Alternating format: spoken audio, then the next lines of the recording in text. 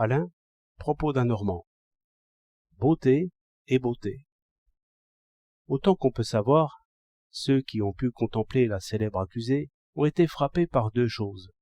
Elle n'est pas belle, elle est éloquente. L'éloquence ne m'étonne pas. Je crois assez qu'une femme n'aura jamais beaucoup de puissance si elle ne sait pas émouvoir les gens par des discours. Et cela fait voir que l'animal humain, même quand il est soumis aux passions de l'amour, n'est pas si près de la brute qu'on le dit. Les amoureux parlent trop, et sur tout sujet. C'est ce qui fait que le théâtre les représente assez mal, car ils ne savent dire alors que « vous êtes belle et je vous aime », tandis que les vrais amoureux ont plaisir à parler de tout. Particulièrement, on peut dire que tout ce que la femme montre de raison, d'une façon ou d'une autre, est une flatterie de haut goût pour l'homme qui obtiendra d'elle 1000 folies. Pour la beauté, je ne crois pas qu'elle soit si nécessaire qu'on l'imagine dans les passions de l'amour.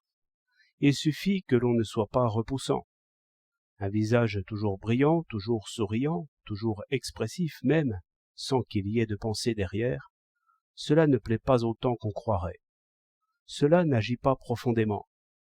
Mais un visage assez endormi et fermé pour l'ordinaire, s'il s'anime par hasard, si les yeux, par le jeu des paupières et les mouvements du cou, jettent des feux inattendus, c'est alors que le plus défiant est pris.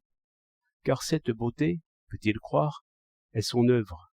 Elle est bien à lui. Elle n'est qu'à lui. Voilà comment il en vient à guetter cette transfiguration.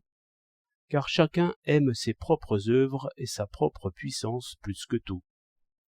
Et même sans raffiner sur les sentiments de ce genre, on peut dire qu'un visage qui se transforme par l'émotion et qui devient vivant comme la statue de Pygmalion est toujours un spectacle qui émeut.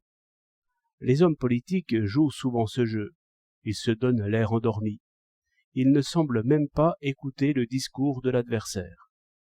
Même, quand ils répliquent, ils commencent sur un ton modéré et froid, comme si leur esprit était à 100 lieues. De là, quand ils bondissent et lancent les images à poignée, un bel effet de surprise. Une femme médiocrement belle est souvent aussi une femme à surprise. Et, si la surprise n'est pas de l'amour, on sait que l'amour se grossit de toutes les émotions, comme un fleuve de tout ruisseau. 6 novembre 1909.